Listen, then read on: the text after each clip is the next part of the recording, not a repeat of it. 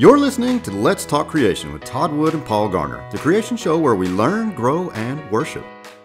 Well, welcome everybody to another episode of Let's Talk Creation with Paul Garner and Todd Wood. I'm Paul Garner. And I'm Todd Wood. It's great to be back again, and it's great to welcome you, especially if you're a new listener. It's very good to have you here with us. Don't forget to like and share our episodes. Hit that subscribe button. And if you're enjoying what we're doing with the podcast, if you think that what we're doing is valuable, why don't you share an episode with your friends? That would be great. And encourage them to subscribe.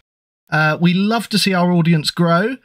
And obviously, as the audience grows, that helps us to keep this content coming, and it helps us to improve what we do. We like to try and get better at what we do. So do help us with that. And we thank all of you for subscribing and being with us today. Todd, today we're going to be thinking about creationism and apologetics.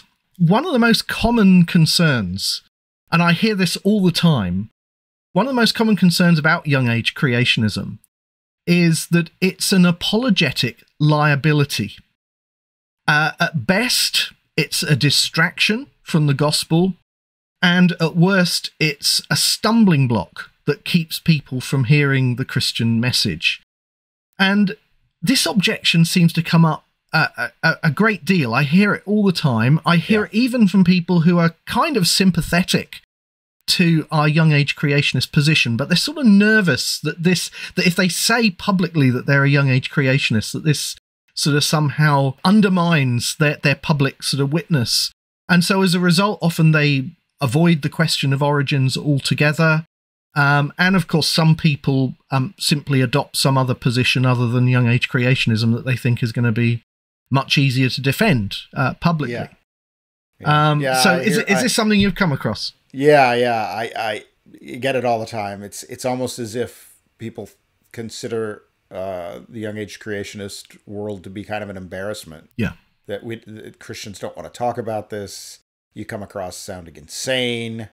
And I'm sure some of it is, really bad keyboard warriors on social media starting those big arguments that they really have no business starting.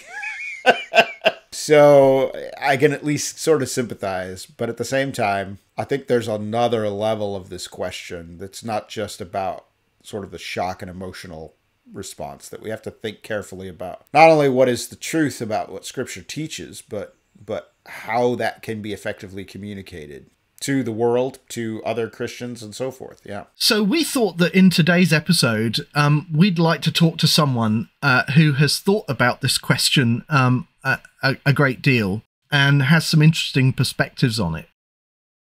So our guest today is Dr. Stephen Lloyd. Welcome, Stephen, to the podcast. Hi there, thank you. Not your first time, I know, on the podcast. You joined us some time ago, back in episode 19, I think it was, to talk about what we should call ourselves. Should we call ourselves young Earth creationists, biblical creationists, new creationists, or something else? And that was a great discussion. And if our listeners haven't heard that, they should definitely go and check that episode out. But Stephen, for those who don't know who you are, just give us a bit of background. Just introduce yourself. Tell us about who you are, what you do, and just introduce yourself to our audience. Well, I guess part of my role is working alongside you, Paul, in Biblical Creation Trust. I've been doing that for, 18, 20 years or something. But I'm also pastor of Hope Church in Gravesend, which is a town just outside of London in Kent in the UK. Been there 16 years.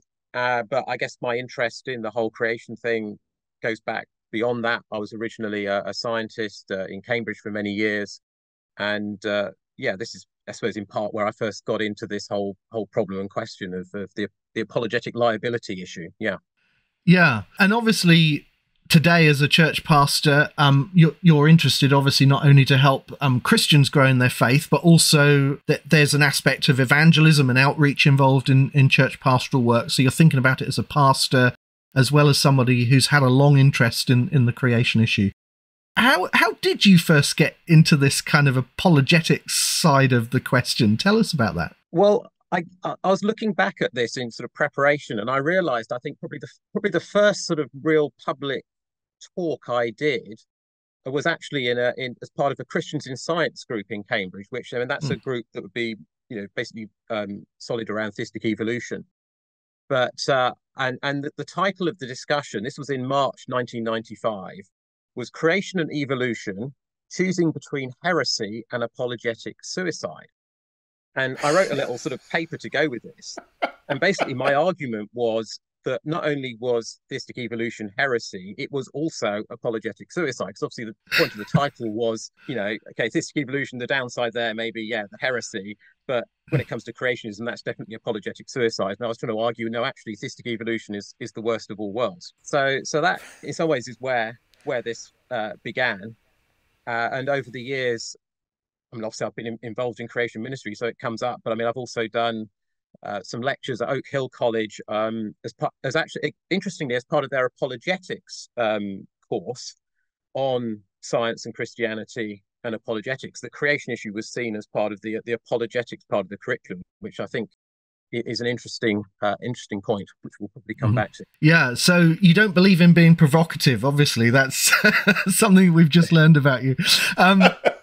So as we think about this question of apologetics, I think we should probably go back to sort of some basics here. What is apologetics? I mean, how would you define what apologetics is, Stephen? Yeah, I mean, I'm not a sort of academic practitioner of this. I mean, to me, I'm pretty pragmatic. I would just say it's something like connecting biblical truth to reality.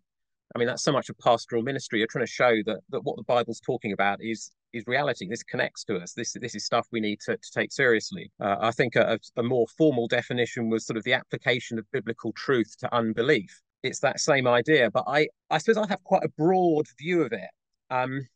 One of my heroes is Martin Lloyd-Jones, and I'm always amused when he would say things like, being very anti-apologetics. He would say, we're too sort of worked up about this apologetic stuff. And yet, to me, listening to his sermons, the evangelistic sermons were like, to me, 90% apologetics, in that it was just an impassioned, relentless argument as to why you would be a fool not to believe this truth from God. And to me, that gets to the heart of what apologetics is about. You're persuading someone. It's Jesus saying, if you gain the whole world and lose your own soul, what's the point? That to me is apologetics. And even something like, Calvin's Institutes. What you couldn't have a more theological book than that. But actually, I think that was in many ways a work of apologetics. There's a preface to the King of France, basically trying to defend Protestantism as, hey guys, you don't need to be worried about this, or at least not worried about it politically. So there's a sort of an apologetic angle, even to something that we might see as, real, core theology. So it's that whole sort of broad framework of persuading people and persuasion, a big thing, of the truth of the gospel, the truth of Christianity. Yeah, so it seems, your view of apologetics is not that it's something separate from just ordinary Christian ministry. It's kind of very much part of just the ordinary proclamation of the truth of the gospel message. And in that context, I mean, what would you see then as our biggest apologetic challenge today? What's the biggest challenge that we face as believers in the kind of culture that we live in? You can look at this in different ways. I mean, one of the most common questions that comes up is the issue of suffering, and probably not so much the existence of God as, is this a God I would want to believe in? So it's sort of the goodness of God. That was something the sort of new atheists were really hammering.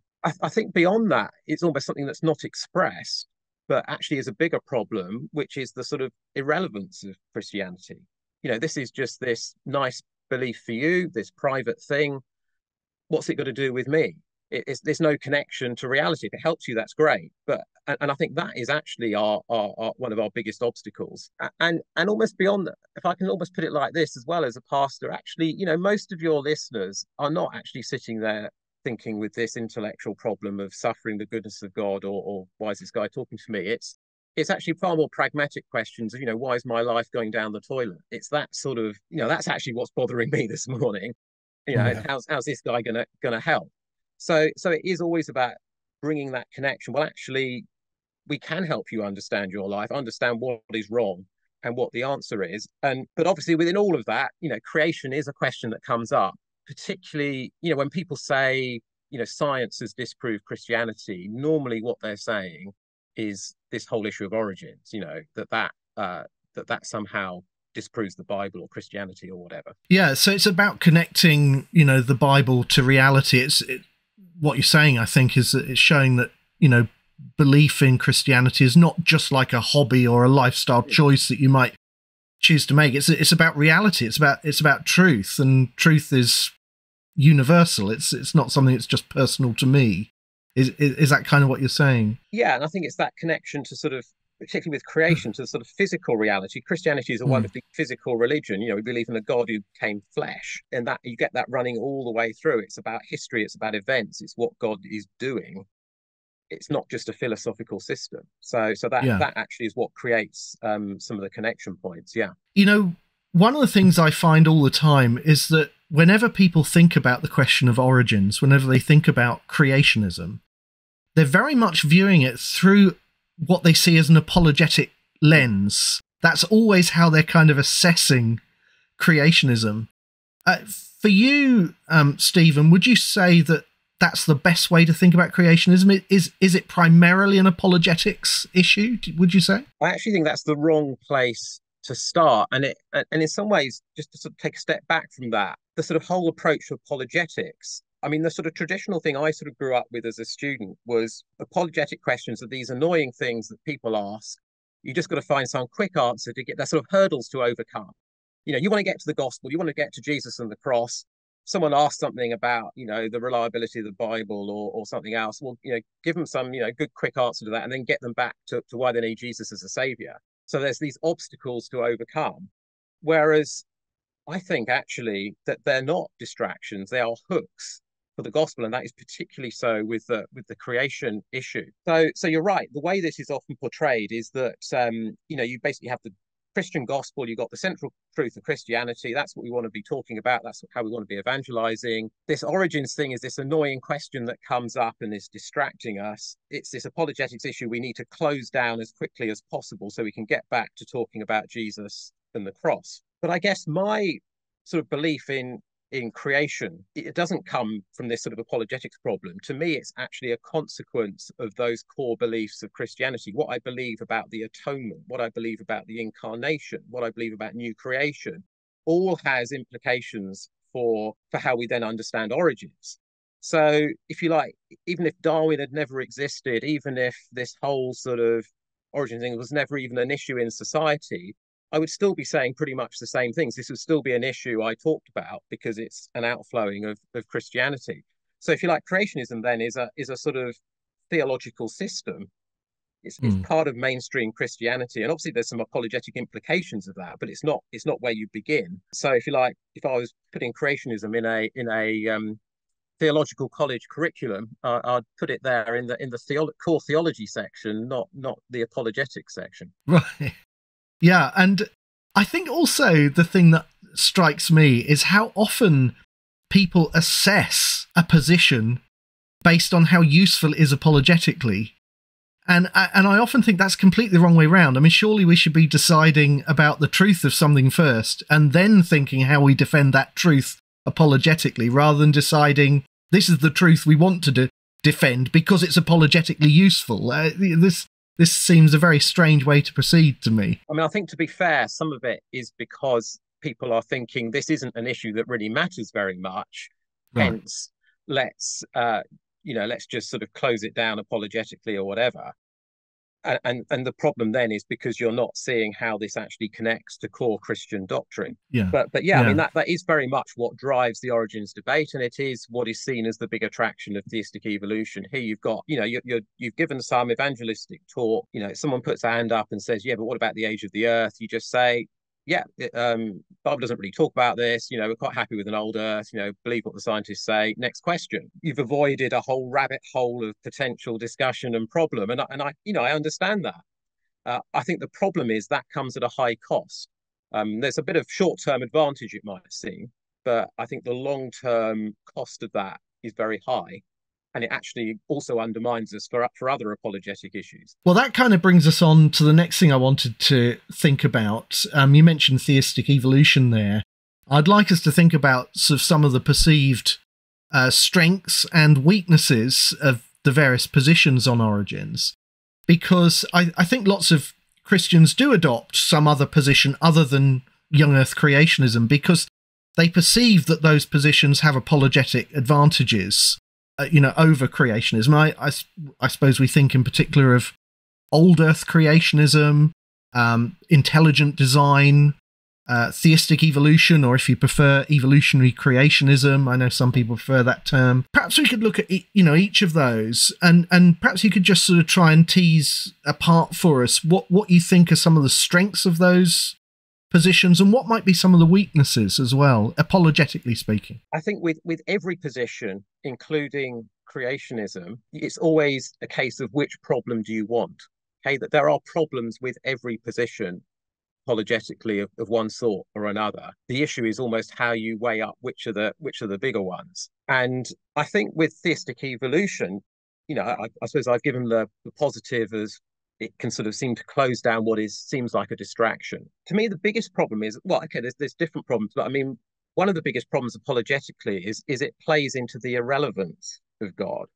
In a book that came out, I don't know, 10 or more years ago, there was a foreword by Wayne Grudem where he had this great little equation where he basically says the secular theory is, matter plus evolution equals all of life. So, and really matter plus evolution plus nothing is gives us everything we have. Whereas a theistic evolution is basically saying matter plus evolution plus God gives us everything that we have. Problem with that is that as you put the two equations together, the zero and the God go together. God is functionally doing nothing. There, if you like, and Richard Dawkins picks up on this. You've made a God who has sort of almost hidden his tracks so brilliantly. He doesn't need to exist, sort of thing. So you can sort of believe that if you want to. But if I can explain all this stuff without God, why should I bother with that extra complication? And to me, the irony of this is it's a bit like a creationist who is pointing to sort of various gaps. The God of the gaps argument. Pointed various gaps, or you can't explain this, as scientists, you can't explain, how we got this. And then a scientist maybe explains that and then explains another gap, and you're constantly retreating. Well, the theistic evolution position is basically to sell out right from the start. If you like, all the gaps have been filled. So you haven't even put up a fight. You just say, no, there are no gaps. We cannot detect God, if you like, in this process. He is simply just behind it all. And that creates a position that is safe, because you can't really attack, you can't disprove it. For that same reason makes it sort of irrelevant. Well, why should I bother with this God? Because I can perfectly well explain everything without that. I was just going to emphasize, that's a point I've made a lot of times, that there seems to be among the evolutionary creation crowd this drive to create theology or a hermeneutic that allows you to have a Christian theology that is impervious to the mechanism of creation, that has nothing to say about how God made anything, and thus impervious to changes in science, right? We shouldn't be catching up to science all the time. To me, if you create a Christian theology that's impervious to science, that has nothing to say about the real physical world that science is interested in, then why would I think that has anything to do with me? I pray for the sick. I pray for the grieving, because I believe in a God that intervenes in the real world. So if I have created a theology where God has nothing to do with the real world other than, as you say, orchestrating it behind the scenes, then why do I think he's going to intervene now on my behalf if I keep pestering him about something? There's something really, I don't want to say sinister, but there's something very worrying about this trend to create theology that is impervious to science. It just seems like it's impervious to reality. But you were saying, I'm sorry to interrupt. And it's inconsistent in that, the same theistic evolutionists would believe in miracles. They would believe Jesus rose from the dead and whatever. And I'm just thinking, well, yeah, Christianity is, we're unembarrassed supernaturalists, in Warfield's phrase. So we've already, we have to have that. So what's the problem in bringing it into creation as well? I mean, it's all part of the package. I mean, I think another massive problem with the basic theistic evolution position is that it makes it much harder to answer lots of the other apologetic questions. And this is where we need to see that apologetic questions are interrelated. How you answer the creation one affects how you answer the suffering one. I actually think it affects how you answer the morality of killing the Canaanites. That you think, what's the connection there? Well, we can maybe come to that if you want, but all of these questions are interrelated. And so the problem with a theistic evolution position is you are basically saying God is making the world with the suffering in place. And if you're saying that God was assessing such a world as good, you've got a bit of a problem. But almost the one thing everyone agrees on is that there's a problem with the world. The world isn't quite as we would like it to be. And yet, as a theistic evolutionist, you're saying, no, actually, the world's absolutely fine. Okay, yeah, there's sin. There's a sort of spiritual sinfulness, but physically, no, the world's just operating just fine, just how God wanted it. And we've just got rid of the megaphone in C.S. Lewis's language. The megaphone that's telling us something's wrong, and we've just said, oh no, actually, no, nothing's wrong at all. God just made it all like that. And that, to me, is a very strange position apologetically. And that kind of view, I think, has come to the fore quite recently. There was a book published recently by John Garvey. The title's sort of gone out. God's Good Earth. That's the book. I just saw it up there on my shelf. He's basically arguing that the creation is not fallen, that we are fallen, but the creation itself is not fallen, and that seems to me, it seems to be becoming a sort of more popular idea. I think as people sort of work through the implications of the evolutionary position, they start actually finding they've got to rewrite some theology that maybe they held previously. Yeah, they're trying to sort of be consistent. But it's where I think you also got to remember, how does this fly with different audiences? In a funny sort of way, you can get some things past academic audiences that you can't among the more sort of, whatever you want to call the general lay public or whatever. You can tell them some of these ideas and they say, well, they think this just sounds pretty stupid.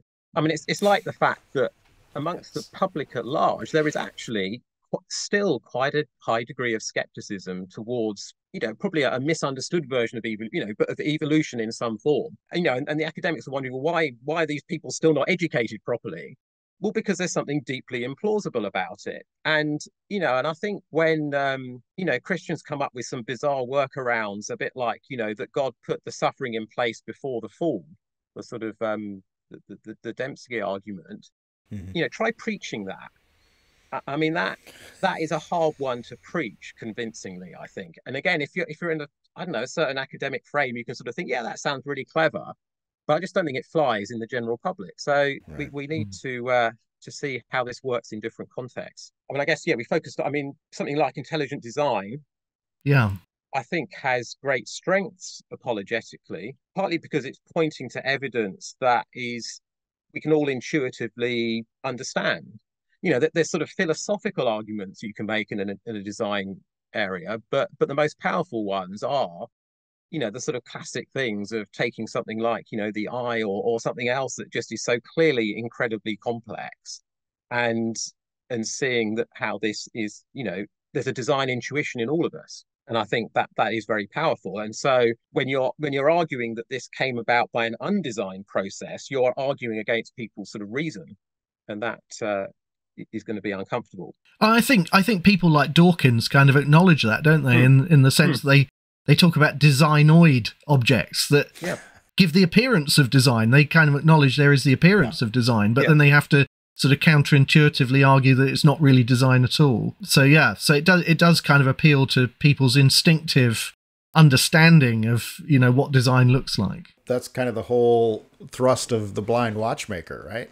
Yeah. The idea that, this sure looks designed, and if I found a watch out in a field, boy, I would think it was designed, but it's not. Yeah. Okay. Yeah.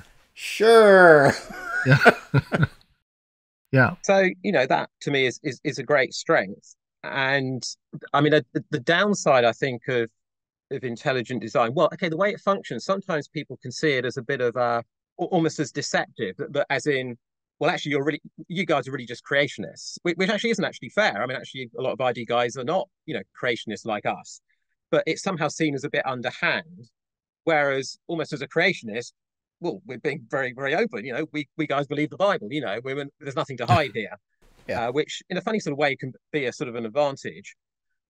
And I mean, people also talk about the problem of evil design. How do you deal with the problem of evil in the world? But again, I mean, technically, that's not an argument against intelligent design. It's whether it's good or evil, it's still design. But if you are arguing the designer is the God of the Bible, then you still are going to have those theological issues.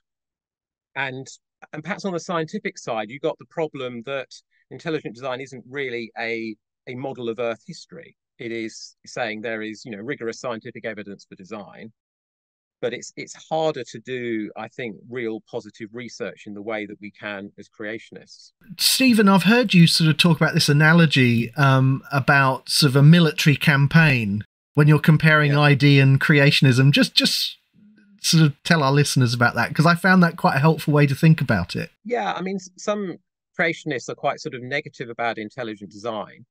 And I think it's almost misunderstanding what it is. Intelligent design is not intending to be something theological fundamentally. It's intending to be a scientific idea. So it needs to be judged in those terms.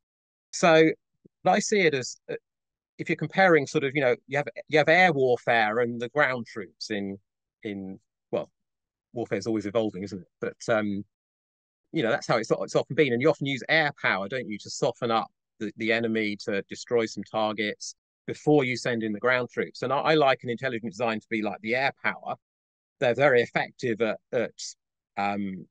as it, excuse the sort of enemy language of softening up the enemy, showing the weak points, doing some damage there. But to actually reclaim the ground, to actually do something positive, you're going to have to put ground troops in there, which of course is more risky, it's more dangerous, it's harder work. And that is more like the creationists. But the point is, they're both on the same side. It's not that they're sort of fighting each other. They're doing different jobs. But I think it is possible to sort of work cooperatively if, we recognize that the different roles that we have. Yeah, I found that quite helpful because, ID has been quite effective, I think, in the culture and to some extent in academia at sort of challenging methodological naturalism, and philosophical naturalism and sort of helping in that respect. But it doesn't go as far as we want it to go. So, that's where we need creationism. I mean, we're a small enough bunch. So the more help we can get, the better, Let's not make more enemies than we need to, And then I guess the other position, we've talked about theistic evolution, we've talked a bit about ID. The other one, of course, is old Earth creationism. Now, here in the UK, we don't really have an equivalent, do we, of the kind of reasons to believe sort of group that, say, Todd has there in the States, the Hugh Ross kind of position.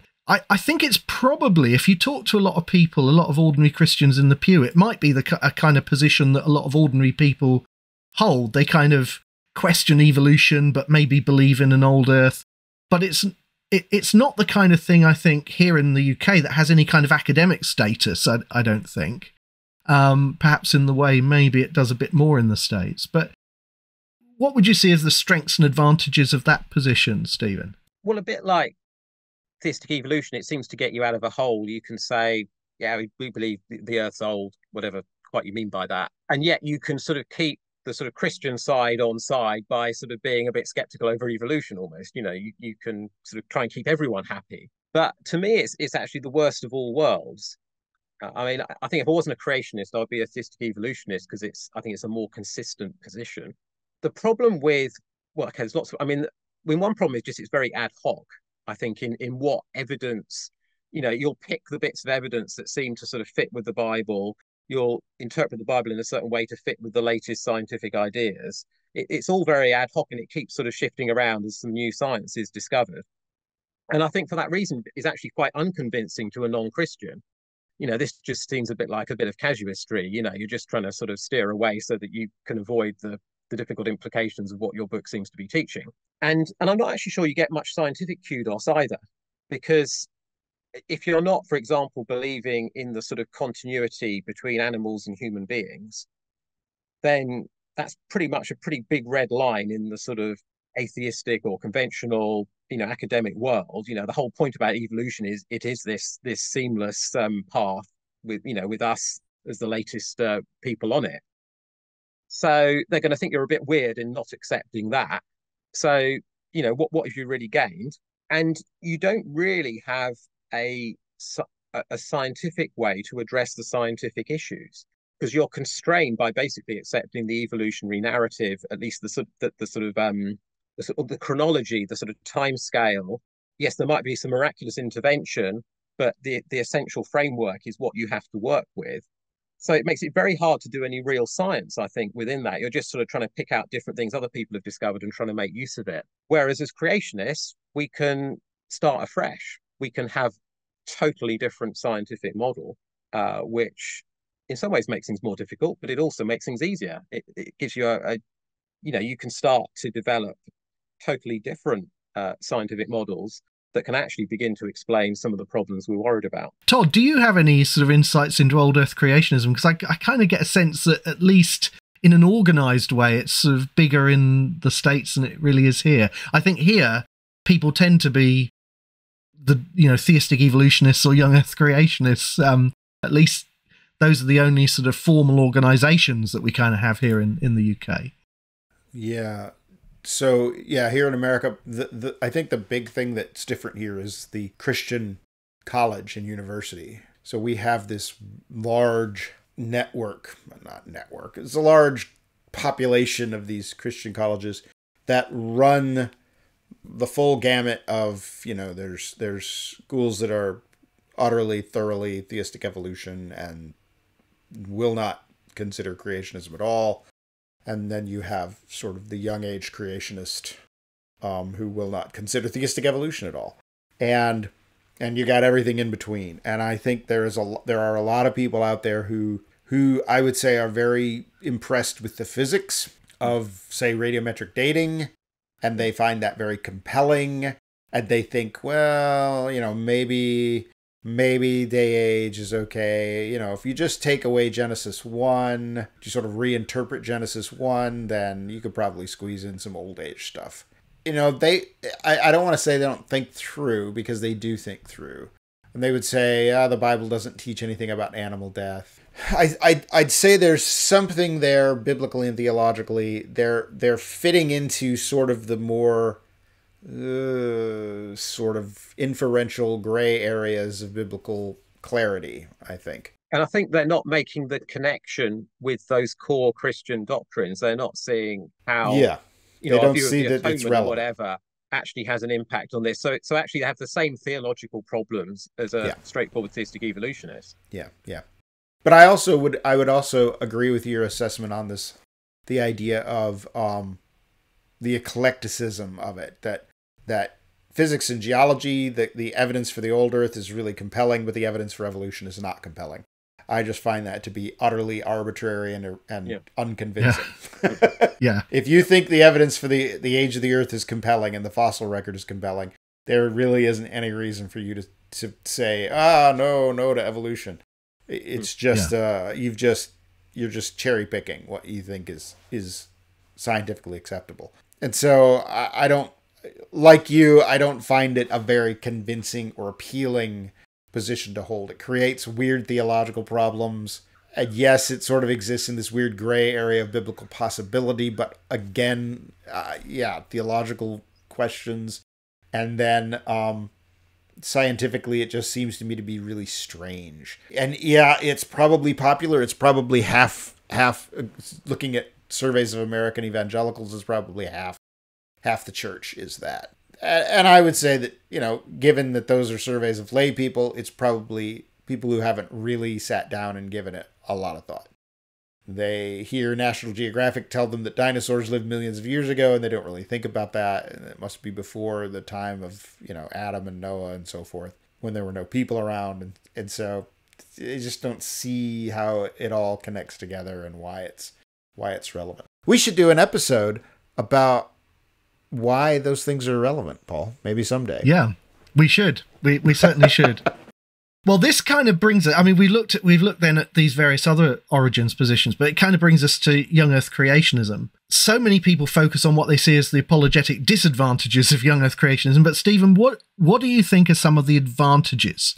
Why does young Earth creationism have an edge over these other positions, do you think? Well, I think a massive one is the issue of suffering. And in a funny sort of way, people that wouldn't call themselves creationists seem to sort of recognize this. There's a lovely quote from the late Tim Keller, back in his Reason for God book, where he talks about all the suffering in the world. He's very, very explicit about it, and saying that this is a result of sin. And you sort of think, well, if you believe that, you're a young Earth creationist. Because he wasn't just talking about, the fact that we beat each other up or something. He was talking about volcanoes. He was talking about disease. He was all of the, aging, death, the whole lot. And yet, obviously, he would say that wasn't his position. But it's where you've got to make that choice. You see, if you're going to give that answer to the problem of suffering, I'm sorry, you're then going to have to tackle the problems of young Earth creationism. It's which problem do you want? And, the more savvy listeners will spot the contradiction. So you've obviously got, that whole issue of suffering. But I mean, it touches on things like animal welfare. Why should we care about animal suffering? Why should I want my vet to use anesthetic? If animal pain is neutral, if it's no different to sort of gravity, it's just the way the world is, why should we bother to minimize it? And I don't think you can have a consistent answer to that outside a creationist framework. Our human identity, the whole issues of gender and stuff, rooted in how we've been made physically. As soon as you start making the image of God something that is maybe gets us a bit off, just probably needs some explanation. But if it's something purely sort of spiritual, you're really having to say, well, so's our male and femaleness, the way that this is all packaged together in Genesis, which I think creates some problems in today's context. I mentioned before about the Canaanites. To me, the only way you can have a decent answer to the destruction of the Canaanites is if the Israelites, in a very unique way, are being used as God's agent to bring his justice. So it's God's justice, it's just he's happening to use the Israelites to do it at that point in history, and like I say, in a unique way. But that only works if you see death as being a just punishment for sin. If death is just a natural part of the world, that then doesn't make sense. And then the Israelites' action is really an act of violence. It's not an act of justice. So there's some strange, consequences for how what you believe about creation impacts some of these other issues. And just more positively, we can, everyone thinks death is a bad thing. Everyone gets angry about death. Well, that's something we can explain in a creationist, framework. So there's scientific issues, but it's where I like to say this: it's a package deal, and there's lots of things we have to explain. And as creationists, I think we can explain some of those, better than others. Some things, we got some difficulties with, but everyone else has to explain those same things too.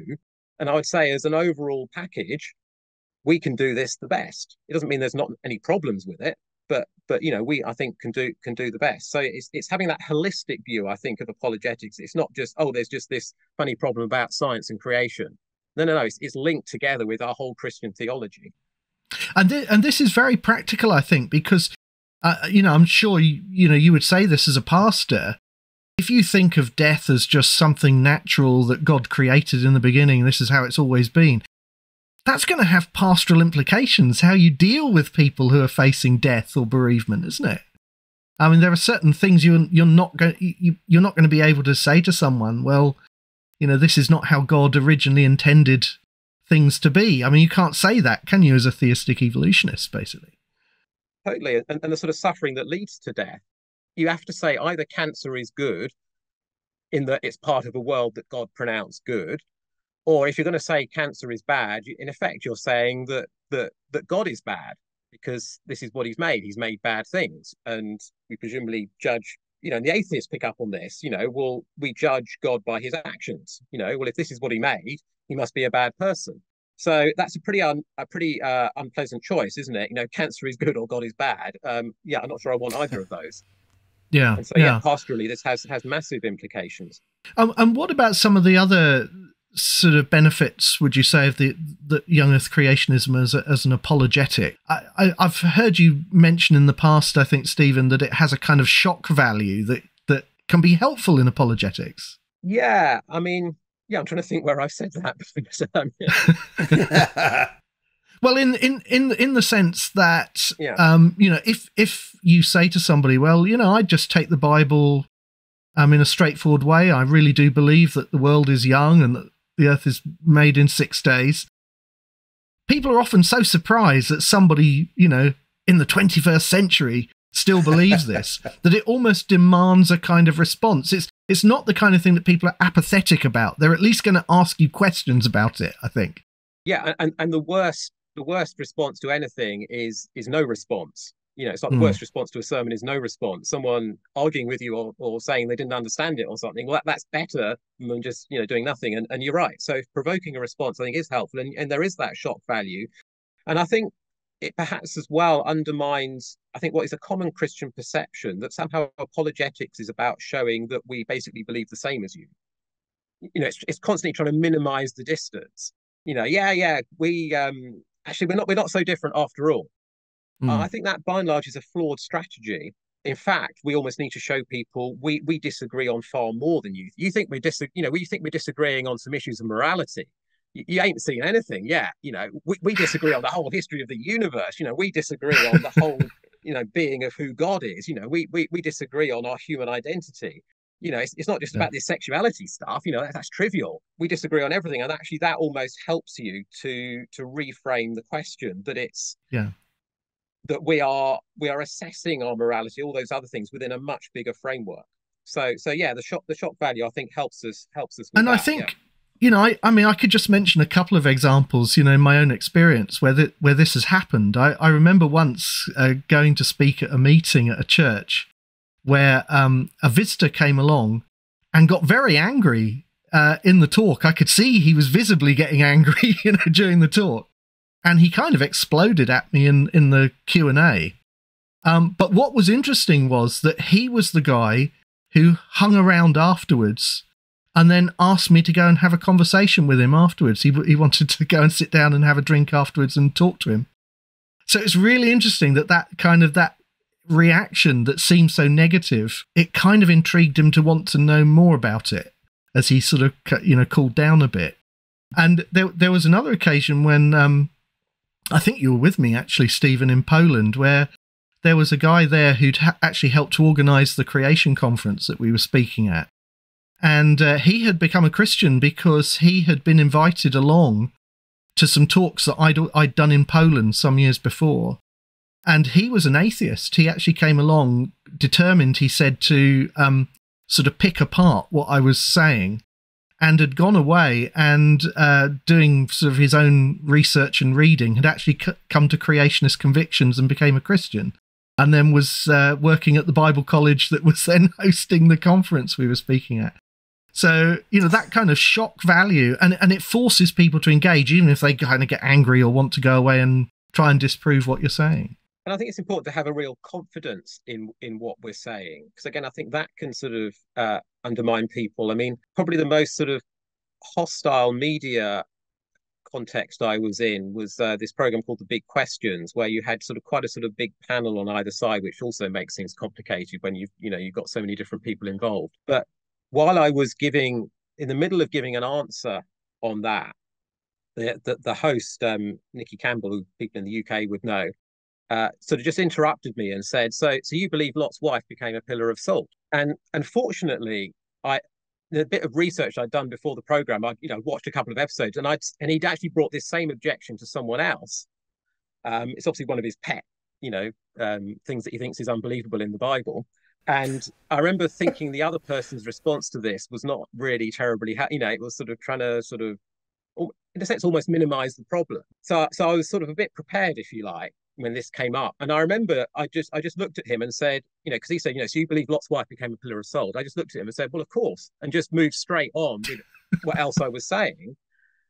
And it sort of diffused the whole issue, because it sort of makes, well, why shouldn't you believe this? Yeah. Is this such a strange, and it also, stopped me getting derailed from what we were saying. So I think sometimes we need to have the confidence. Well, I mean, you don't believe this? I mean, who wouldn't? Yeah. And one of the other things that I know, again, I've heard you, as you've talked about these topics before, is the way that young Earth creationism focuses on the essential historicity of the Bible. In a way, I know we've kind of touched on that with theistic evolution, that by sort of trying to produce a view of origins that's insulated from scientific critique, actually what you do is you minimize historicity.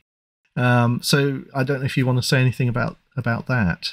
Yeah, I mean, I think this is something that can be emphasized all the way through the Bible. And I mean, just this last Sunday, I was doing a sermon on Jeremiah 23, the false prophets, and almost saying this is a bit like a scientific experiment. This is what, you can see what God said. You can see how the people responded, and you can see what actually happened.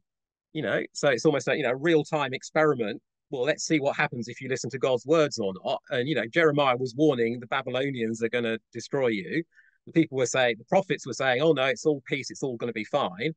And the historical reality that actually no one would dispute. It's not simply just something from the Bible. The Babylonians invaded, destroyed the temple. So, who did it make sense to believe? You've got that sort of real life example. We're talking about things that really happened. Zedekiah had 2 eyes less than he had before he spoke to Jeremiah because he didn't listen. It really matters. And, when it comes to creation, I think the flood is the most, tangible thing we can point to. This isn't some nice sort of literary device or something in Genesis. It's talking about something that actually happened, that if, you could have thought, we don't like Noah, we think he's very judgmental, we think he's very intolerant. But the bottom line was, if you weren't in the ark, you drowned. And if you want the evidence for it, well, just look under your feet all across the earth. We are, where's the evidence of the flood? Well, it's everywhere. And, God has given us this memorial to the, if you're worried about the Canaanites, well, what about the flood? To the biggest judgment in history, that it matters what you do with God's revelation. So, we can make those connections. And I think one of the reasons I think the church has ended up becoming marginalized is well-meaning people in the sort of, I guess post-Darwin particularly, saying, well, look, it's the theology of the Bible that really matters. We're trying to preserve Christianity. Let's hold on to the core truth of Christianity, and not worry too much about the history. But in doing so, they sort of emasculated Christianity almost, and it ceases to have a purchase on reality. It becomes this theological system that is just true for you, and it's played into the whole way this has worked out in our age. So, of course, the problem in saying the flood did happen is, well, okay, so where's the evidence for it? How do we explain this? What's going on? How did all the animals get on the ark? What did you do with the manure and all the rest? It creates some real questions which we have to address. And I think one of the other things that we could say about young Earth creationism is that far from being a distraction from the gospel, it actually kind of gets us to the heart of the gospel. Because if someone asks me, why are you a young Earth creationist? I can't actually explain that without saying, well, let me tell you about why Jesus had to die. I mean, that's kind of almost where I would have to begin. So you kind of get immediately to sort of core doctrines. Has that been your experience as well? No, totally. And it's interesting. It's been in some media experiences where that's been the most sort of obvious thing. Because often you don't get long to say anything, but they asked me about my creationist beliefs or whatever it is, and I basically say, well, it comes down to my view of death. I think death is a bad thing, and it's come in due to human sin. Now that's why Jesus had to die on the cross. I mean, you can get to the cross in like 2 sentences. To me, it's almost, rather than being a distraction from the gospel, it's almost the quickest way in, and it's the quickest way in starting from an issue that people are interested in. They're interested in origins, they're interested in this stuff, and you are getting to the gospel from something they're interested in, which is apologetic gold dust. We should we should love that.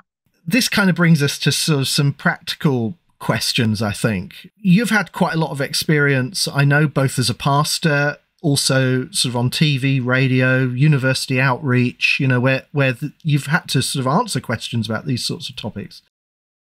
How would you advise others to sort of incorporate creationism into their ministry or into their evangelism or their personal witness? What kind of advice would you give? I'm actually in the same position, if you like, as a lot of other pastors saying, well, I don't know anything about the science. Well, actually, I don't know a lot about dinosaurs or the real, I do understand radiometric dating, but I don't actually know very much about the nitty-gritty of that. It wasn't my area of study. So, it's actually the same for me. So it's where you take this package deal thing. It's almost asking people, first of all, don't ask the question, is this true, first? Let me just explain to you what Christianity actually is, because you've probably got a wrong view of what it is. So don't worry about whether it's true or not. Let me just try and explain the whole package. What it means as God as a creator, who we are as his image, what it means to sin, why Jesus died, new creation, everything. Well, with that framework, look at what I can explain. I can explain the reality of evil. I can explain beauty, justice. I can explain evidence for the resurrection. Morality. So that, the fact that we use reason again. That really only can make sense within a theistic framework. So our human identity. Look at all this stuff I can explain within that model. Now ask, is it true? And you say, yeah, but that's all very well. But what about this stuff about the fossils and things? And you think, yeah, okay, that's stuff to go into, but you've got to look at it as a whole package. And so I think as a pastor or whatever, you can say, look, I realize there are scientific issues about how we understand the history of death, but this is why it makes sense within Christian theology and why I think that actually makes sense of our own experience. We don't just treat death as if it's as neutral as the wetness of water. So yeah, again, you're choosing. It's not that there's no problems with what I'm saying, but I would say overall, this is a far better package. And people shouldn't be afraid, I think, sometimes to say, when they're faced with questions about maybe the science, to say, well, I don't know. You can always offer to go away and try and find out. There are lots of good resources that people can draw on. And I think having that kind of honesty to say, well, I don't know the answer to your question. I'm confident in what the Bible says, but, let me go away and try and, ask someone who knows more about these things than I do. I think that's a perfectly legitimate response. And we can point people to, the people that are doing this sort of work, like you and Todd and many others. And in fact, back to that big questions program, I obviously was asked something along the lines of, why do you believe in a young Earth? And in that context, I thought, if I try and give some sort of neat little knockdown argument for a young Earth, whatever you might think that should be, it's not going to work. Because even for the sake of argument, it was a perfect argument.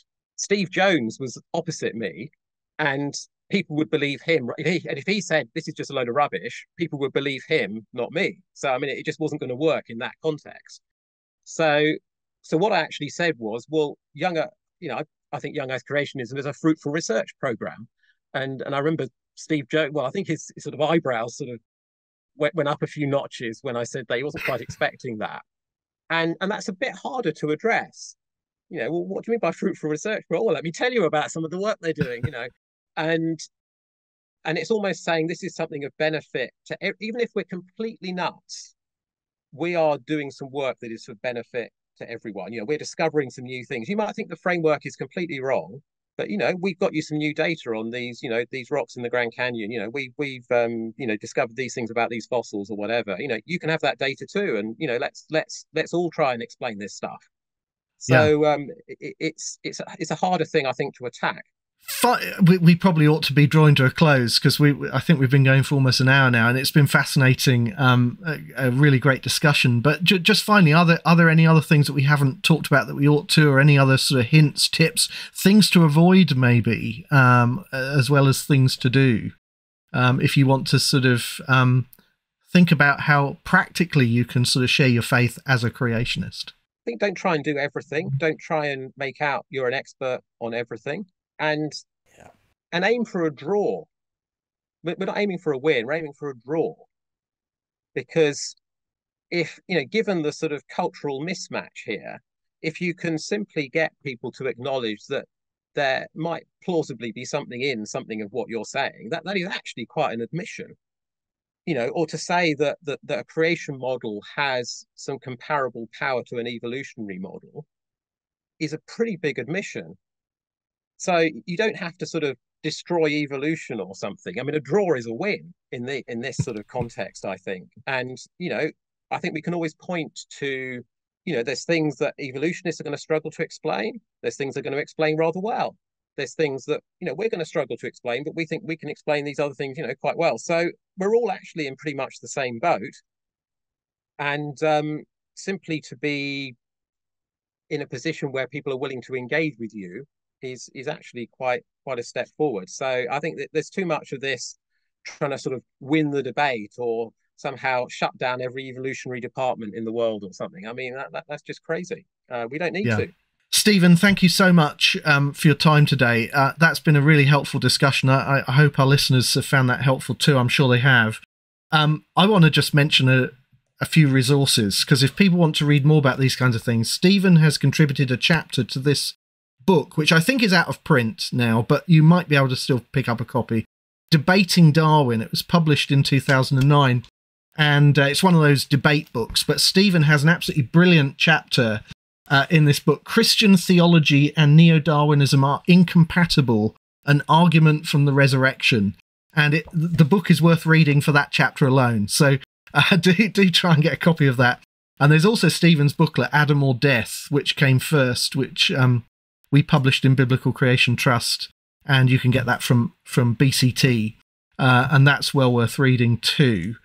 And you mentioned earlier about the Canaanites. Now, you published a couple of articles about the Canaanites where you kind of made this argument, and those were published in a Christian periodical here in the UK, Evangelicals Now, and I think they're available online, but there are links, I think, from the Biblical Creation Trust website, and we'll put all of this in the show notes as well. Yeah. So thank you very much, Stephen. That's been great. Todd, any final words before we sign off? Nope. I think that says it all. Yeah. Yeah. It's been great. Don't forget to share our episodes, hit that subscribe button, as we said at the beginning, and we'll see you in another couple of weeks. We'll see you then. See you later. Thanks for listening to this episode of Let's Talk Creation. For more information, visit us at letstalkcreation.org, where you'll find an archive of past episodes and all our show notes. If you'd like to leave a comment or make a suggestion, you can find us on all the major social media platforms. Let's Talk Creation is brought to you in the U.S. by Core Academy of Science and in the U.K. by Biblical Creation Trust. As a listener-supported ministry, we are grateful for all of your financial support. Find out how you can make a contribution at our website, letstalkcreation.org. Also remember to like, subscribe, and share this episode with your friends. Thanks, and see you next time.